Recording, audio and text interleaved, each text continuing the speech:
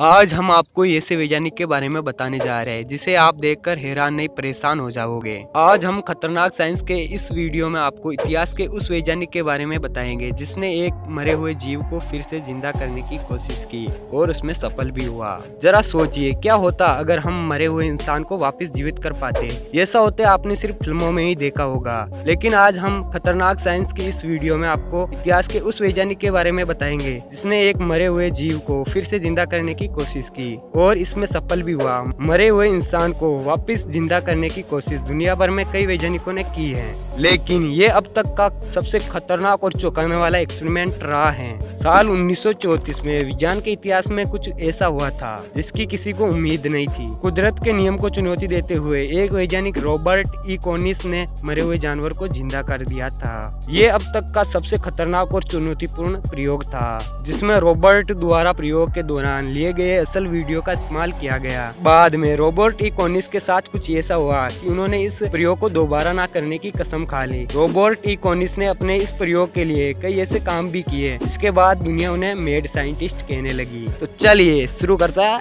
Video. मनुष्य को पूर्ण जीवित करने के लिए रॉबर्ट ई कॉनिस कई सालों से रिसर्च कर रहे थे, जिसके बाद उन्होंने एक ऐसी टेक्निक तैयार की जिससे मरे हुए लोगों को जिंदा किया जा सकता था। उनका मानना था कि अगर एक मृत व्यक्ति के अंदर रक्त प्रवाह फिर से शुरू कर दिया जाए तो उसे वापस जिंदा किया जा सकता है। इस बात को साबित करने के लिए उन्होंने कुछ साधारण उपकरणों की मदद ली। इनमें मुख्य था टिटर बोर्ड, जो एक आम सी सॉ बोर्ड जैसा होता है। इस प्रयोग में रॉबर्ट मरे हुए व्यक्ति को टिटर बोर्ड पर लिटाकर जोर जोर से घुमाते थे जिससे शरीर के अंदर रक्त प्रवाह वापस शुरू किया जा सके। इस प्रयोग को सफल बनाने के लिए उन्होंने मेडिकल प्रक्रिया भी आजमाई, लेकिन उन्हें सफलता नहीं मिली। इस प्रयोग में सफल होने के बाद रॉबर्ट ने इस एक्सपेरिमेंट को जानवरों पर करने की ठानी। मई 1934 को रॉबर्ट ने अपने प्रयोग के लिए 5 कुत्तों का इस्तेमाल किया, जिसका नाम उसने लेजरस 1, 2, 3, 4, 5 रखा। इन सभी कुत्तों को रॉबर्ट ने नाइट्रोजन गैस मिक्सर देकर मार दिया और इनके मरे हुए शरीर को टिटर बोर्ड से बांध दिया। इसके बाद इन कुत्तों के शरीर में इंजेक्शन की मदद से एक ऐसा मिक्सर डाला गया जिसमें एड्रेनालाइन घुला हुआ था। इसके बाद उनके मुंह में मशीन की मदद से ऑक्सीजन सप्लाई किया गया। इस दौरान बोर्ड को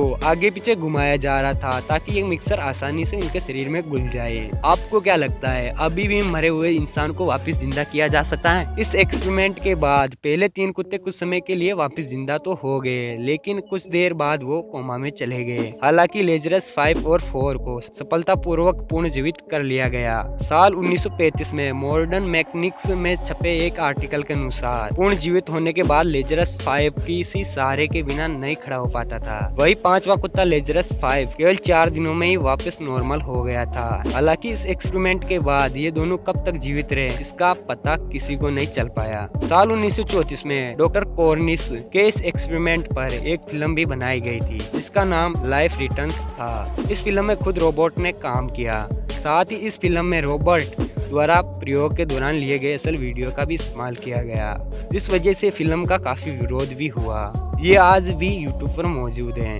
शुरुआत में रॉबर्ट कॉनिस ये एक्सपेरिमेंट कैलिफोर्निया के बर्कली शहर में कर रहे थे, लेकिन मीडिया में उनके प्रयोग को लेकर हो रही आलोचना की वजह से उन्हें वहां से जाना पड़ा। इस प्रयोग में कुत्तों को इस्तेमाल किए जाने की वजह से उनका हर जगह विरोध हो रहा था। हालांकि इतनी आलोचना के बावजूद रॉबर्ट का ये एक्सपेरिमेंट इतिहास में सबसे सफल प्रयोगों में से माना जाता है। जानवरों पर एक्सपेरिमेंट में सफलता मिलने के बाद 1947 में कॉर्निस ने इस प्रयोग को एक मृत व्यक्ति के शरीर पर करने की ठानी। इस प्रयोग के लिए उन्हें एक व्यक्ति भी मिल गया था जिसका नाम था थॉमस MC।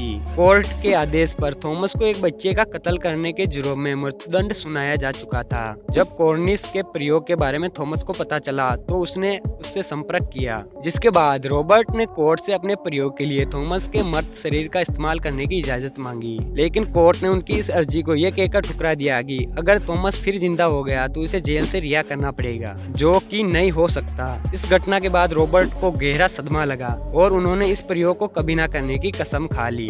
जरा सोचिए क्या होता अगर रोबोट इकोनिस किसी मृत व्यक्ति को पुनर्जीवित करने में सफल हो जाते। प्रयोग के बाद दुनिया भर में कई वैज्ञानिक ने इंसान को पुनर्जीवित करने की कोशिश की, लेकिन उन्हें सफलता नहीं मिली। हालांकि आज भी ऐसे कई देश हैं जहां इस विषय पर खोज चल रही है और नए नए प्रयोग किए जा रहे हैं। तो दोस्तों, ऐसे ही वीडियो देखने के लिए हमारे टेक ऑल फैक्ट्स को सब्सक्राइब कर लेना, ताकि हमारे नए वीडियो की नोटिफिकेशन आपको जल्दी मिल पाए। और कमेंट बॉक्स में बताइएगा वीडियो कैसा लगा और इसे ज्यादा से ज्यादा शेयर करें, वीडियो को लाइक करें।